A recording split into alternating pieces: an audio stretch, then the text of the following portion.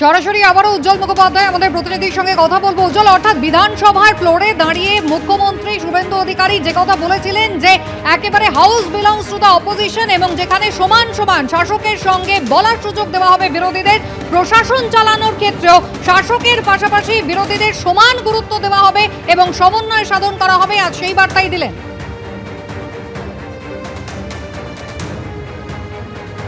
একদম তাই, এবং তার সঙ্গে কিন্তু এটাও তিনি যুক্ত করেছেন যে তার দলের যারা সাংসদ অর্থাৎ বিজেপির যারা সাংসদ ছিলেন তাদের ফোন ভিডিও পর্যন্ত ধরতেন না, কারণ ভিডিওদের কাছে এই বার্তা খুব স্পষ্ট ছিল যে তাদের কোনো গুরুত্ব নেই, প্রশাসনিক স্তরে তাদের কোনো গুরুত্ব নেই।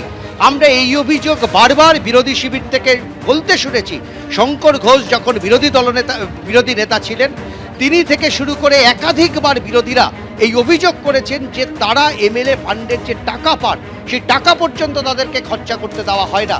তারা বারবার পাঠান, তাদের স্কিম জমা দেন, কিন্তু সেই স্কিম ফেরত পাঠিয়ে দেওয়া হয়। অর্থাৎ প্রশাসনিক স্তরে ওরা আমরার যে বিভেদ ছিল, শুভেন্দু অধিকারী কিন্তু আজকে স্পষ্ট করে দিলেন যে প্রশাসনিক স্তরে অন্তত সেই বিভেদ তিনি রাখতে চান না।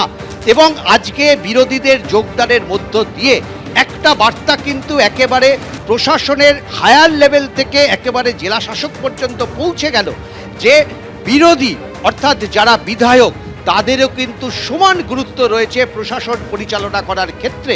অর্থাৎ তাদের মতামত, তাদের অভিমত, তাদের কোনো মন্তব্য সেগুলোকেও কিন্তু সমানভাবে গুরুত্ব দিতে হবে, ঠিক যেমনটা গুরুত্ব দেওয়া হয় একজন শাসক দলের বিধায়ক হিসাবে। একেবারে একসঙ্গে মিলে সরকারের কাজ করতে হবে, প্রশাসনের কাজে শাসকের পাশাপাশি বিরোধীদেরও সমান জায়গা দেওয়া হবে। আজ কিন্তু বৈঠকের শেষে তা একেবারে স্পষ্ট হয়ে গেল। বিশেষ বিশেষ সাংসদ তাদেরকেও কিন্তু আজকে ডাকা হয়েছিল, একেবারে নির্দিষ্ট করে মুখ্যমন্ত্রী শুভেন্দু অধিকারী বৈঠক শেষে বেরিয়ে বললেন। বাদুড়িয়ার তৃণমূল কংগ্রেসের বিধায়ক বুরহানুল মুকাদ্দম তিনি কি জানিয়েছেন দেখুন। এর ডাইরেকশন দিয়েছেন ডেভেলপমেন্ট কিভাবে হবে, আমরা সব কথাবার্তা বলেছি। বিরোধী হিসেবে কজন ছিলেন আপনারা? ওইভাবে তো যারা ডাকতে এসেছেন মোরাললেস এসেছিল। সেক্ষেত্রে দল থেকে মানে অনুমতি আপনারা পেয়েছিলেন? এটা ডেভেলপমেন্টের ব্যাপারে এখানে দলের অনুমতি কি, তো রাজ্যের মুখ্যমন্ত্রী সবারই মুখ্যমন্ত্রী ডেকেছেন, ডেভেলপমেন্টের ব্যাপারে তো আমাদের আসতেই হবে।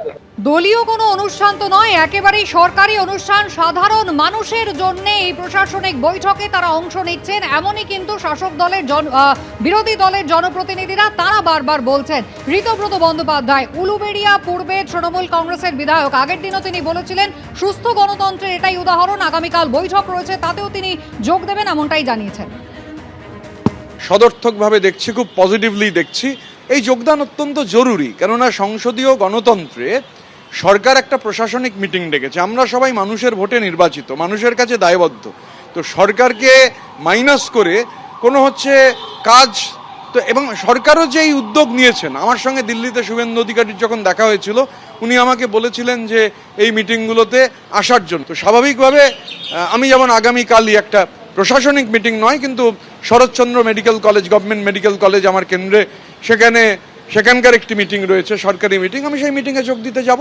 অন্যতম শক্তিশালী কণ্ঠস্বর, শক্তিশালী কলম, কবির সুমনের একটা বিখ্যাত গান আছে, বিরোধীকে বলতে দাও, বিরোধীকে বলতে দাও, বিরোধীকে বলতে দাও তোমার ভুলের ফর্দ দিক। গণতন্ত্রের জন্য এটা খুব জরুরি যে বিরোধীর কথা বলতে পারা। দুর্ভাগ্যজনকভাবে একটা ধারাবাহিকতা ছিল যেখানে বিরোধীরা ডাক পেতেন না, এটা স্বাস্থ্যকর নয়।